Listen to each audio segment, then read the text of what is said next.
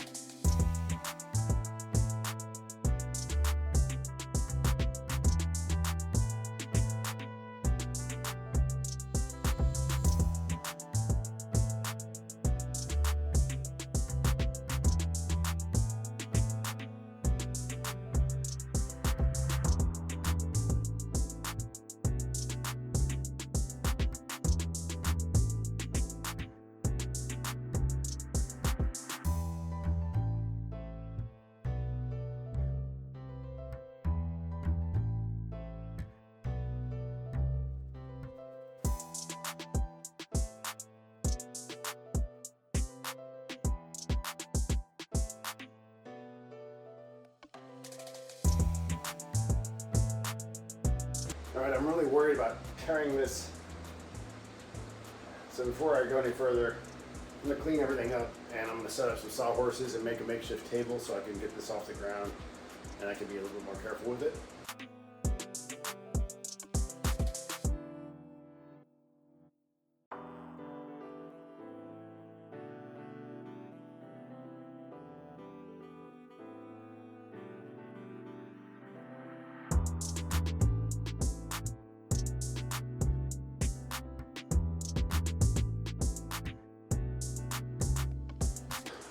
I'm gonna have to come back to the top part.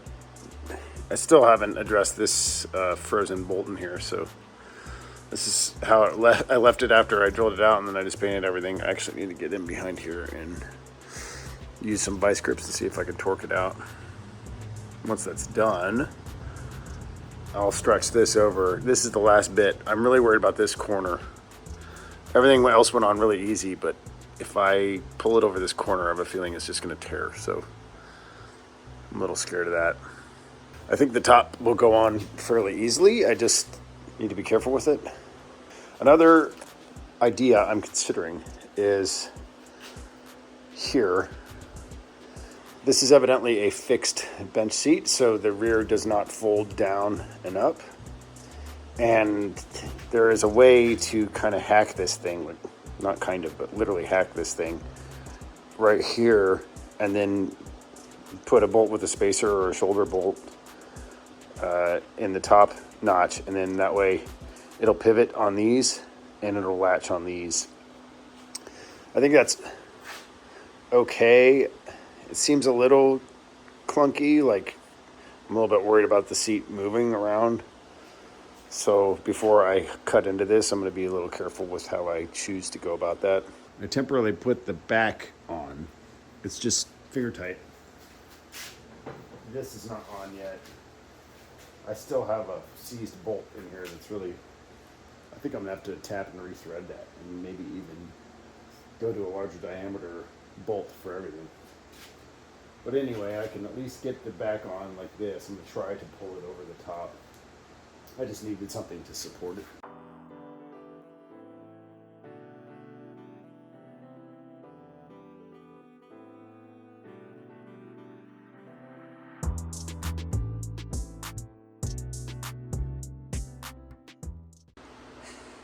So these things always become more complicated, and that's usually my fault because I overthink things. So as I'm putting this together, I could just put it back together and be done. But I'm really tempted to do something here. I saw another video, if I remember, I'll try to post a link to it, where a guy hacked into this second hole here at the top so that he could turn the seat into a reclining seat. And so I marked it off to do that. As I'm looking at it, I'm like, I'm only going to have that much metal left. There just won't be much to support that. So if I did do that, I was thinking, well, maybe I should reinforce this. I could cut a piece of steel or something and weld it here. And I'm not that great of a welder, but I bet I could hack something there and not make it look too shabby. But I'm also looking at it and keep in mind that it's not going to be mounted like this. This material actually will pull over the steel and it'll be pivoting and rubbing on the vinyl. So it will tear this up. And if you look at this, I could take this all back apart and bend these out a little bit, take them, off the surface. And there are two different ways I could do that. So again, imagine that the vinyl is pulled down over the steel and it's folding under here. So now we got a vinyl surface and we're trying to protect that.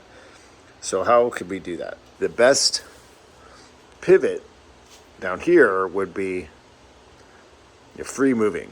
If I put a bolt or a screw in here right now, it's going to try to pinch it against the vinyl, and I don't want it to do that. I want it to ride freely on something and not rub against the vinyl. So I would have to fold it out a bit, and then maybe use something like a spacer and have it ride on the spacer or ride against the spacer, and do that on both sides.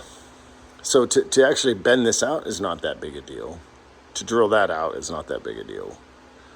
To weld a new piece on, now we're starting to get into, I can do it, but you've seen my welding before. I'm not that great. And the solution I'm thinking of for like a shoulder bolt or a bushing isn't quite fully baked. So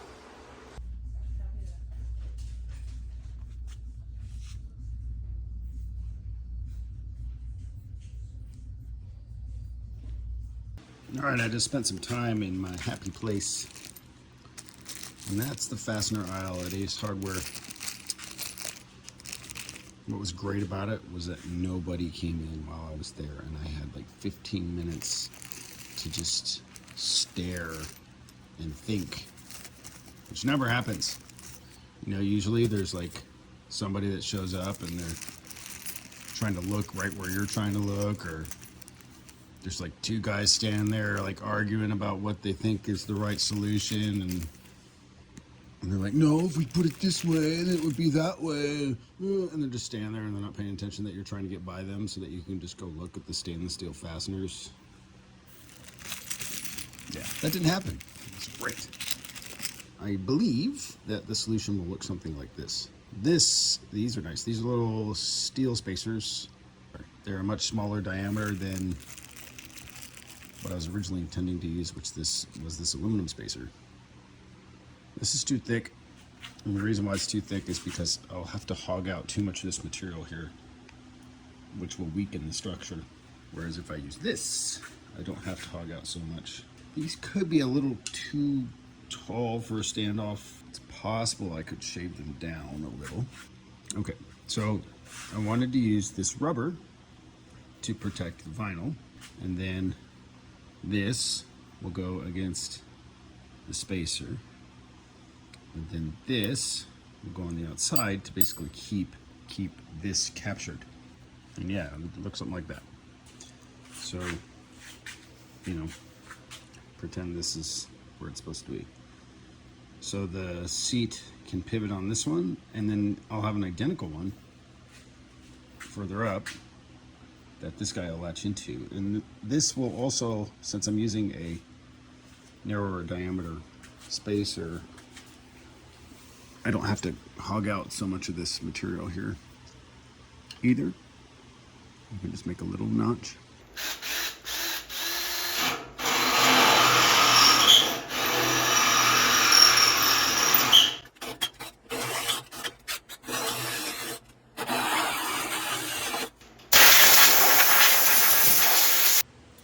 All right, so using these to hold steady, I cut these spacers down. I didn't want them standing off so far from the frame. We really only need about that much. This is 3/8 of an inch. So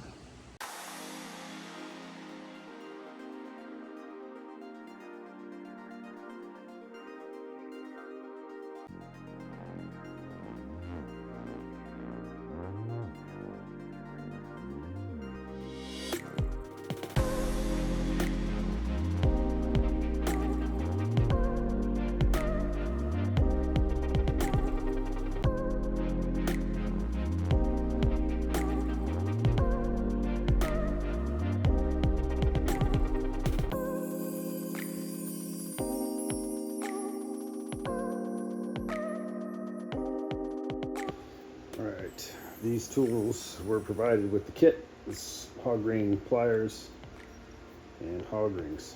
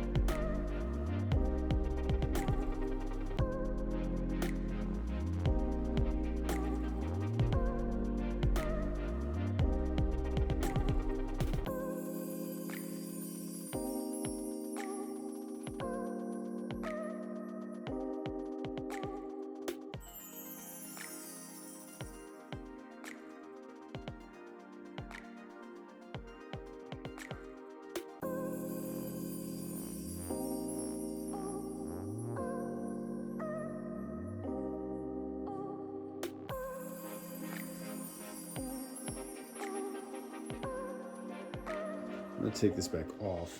I'm worried about just how much it's gonna rub on this and eventually just tear up the seat cover here. So I'm gonna take it off and try to bend the bars out a little bit. I traced out a new pattern for cutting it. Okay, this might be kind of a dumb idea.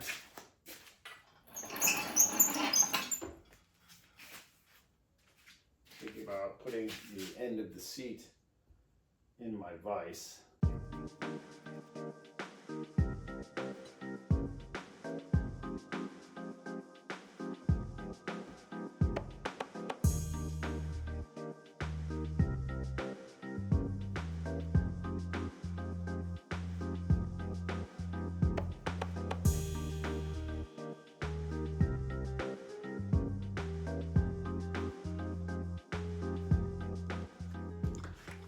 Okay, so all that did was bend this out probably a 1/4 inch on this end, but it doesn't really change the position of this much. You at the most, I maybe got a 1/8 or a 1/16 of an inch. And then I can also try grinding the backside of this smooth.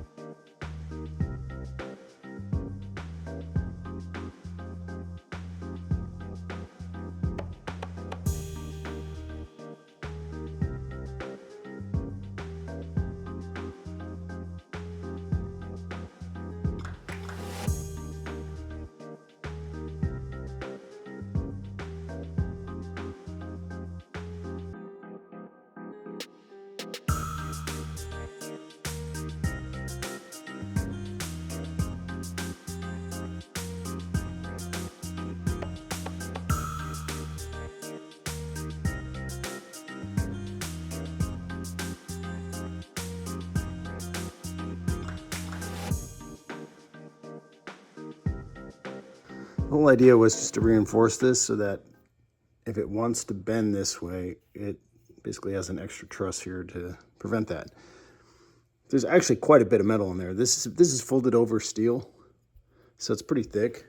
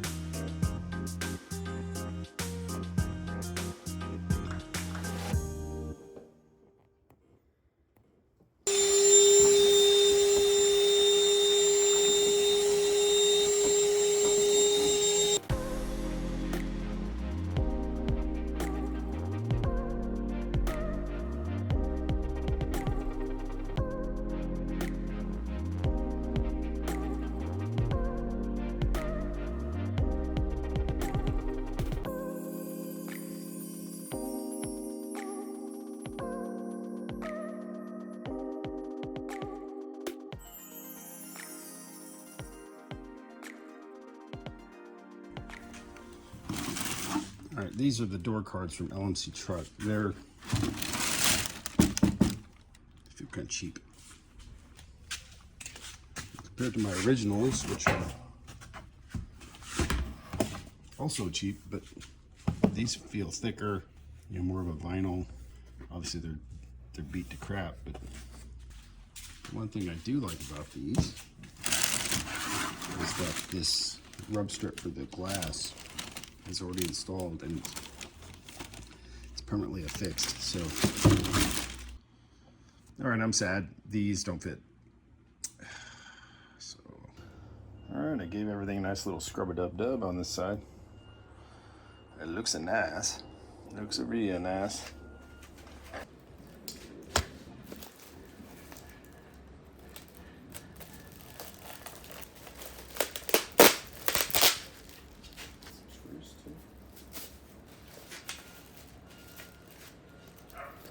Part number 382443 from LMC Truck.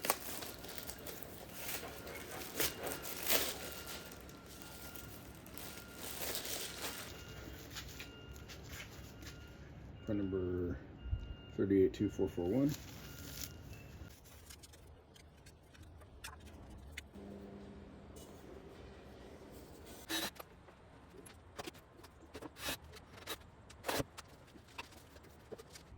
Those are pretty nice. I like these.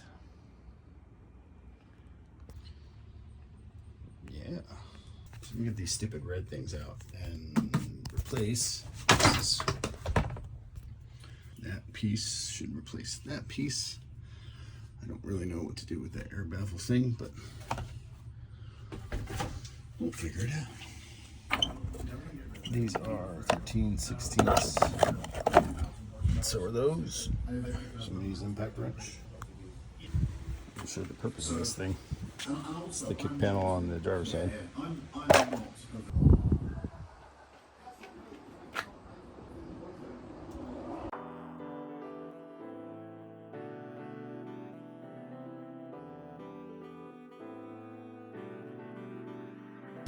Next issue is that I had a bolt break off here. It's just completely seized, so I'm gonna have to drill this stupid thing out.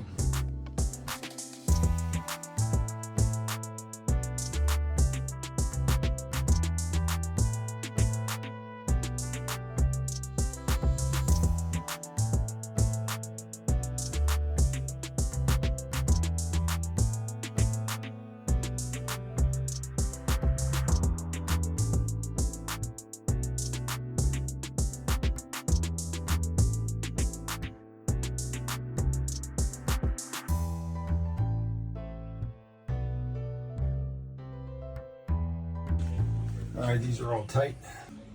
Finally got that drilled out. It was a huge pain. Look at this. This is what's left of it. Ended up drilling down the middle of it. And then I just bored the whole thing out. This is a 9/16-12 tap. So I'm gonna re-tap this.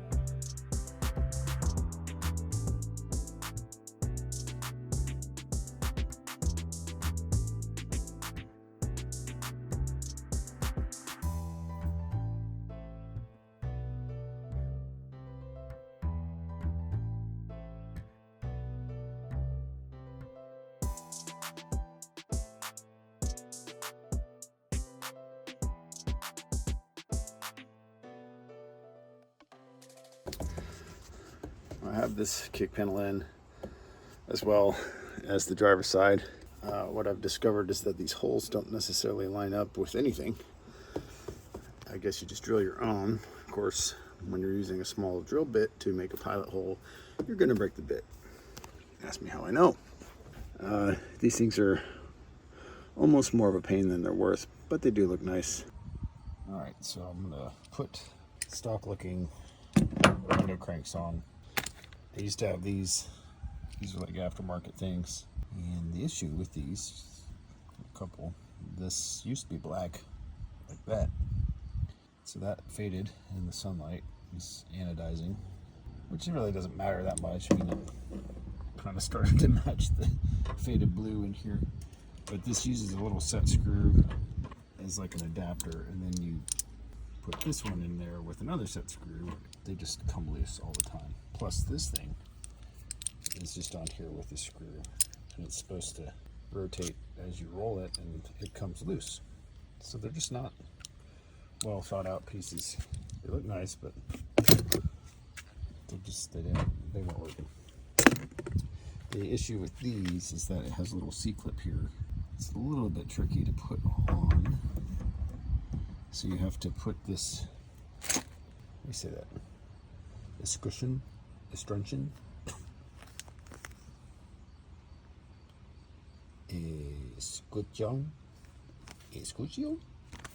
you put that on there, and then you put this on here with the C-clip somehow.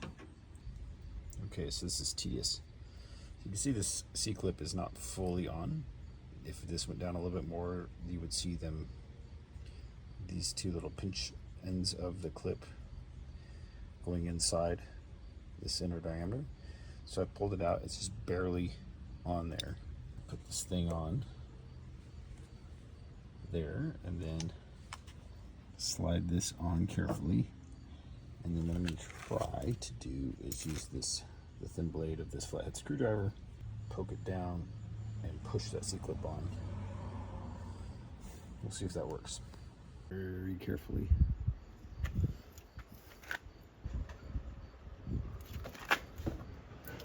Hey, look at that. So I just got in the truck to go for a little test drive, and that popped off when I slammed the door. So with the C-clip fully installed, I just pushed it on there and banged it a few times, and I think it locked in.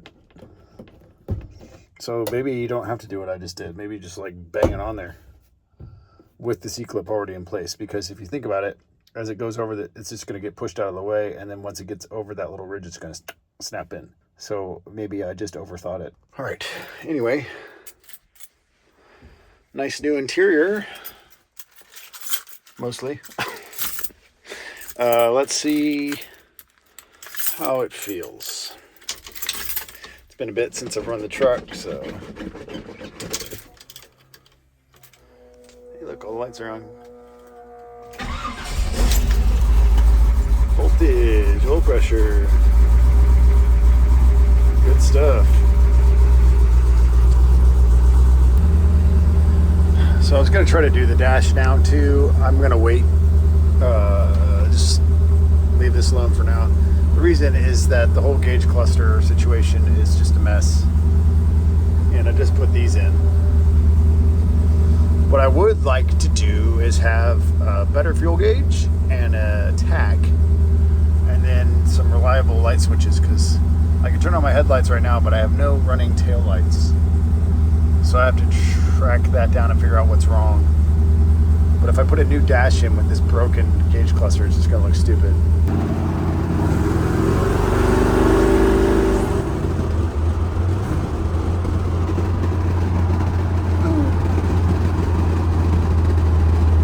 Truck needs a wash. I got bird crap on the window. Feels pretty good. Blinkers working.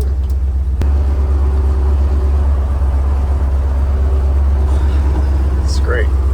It's doing good. Blinker on.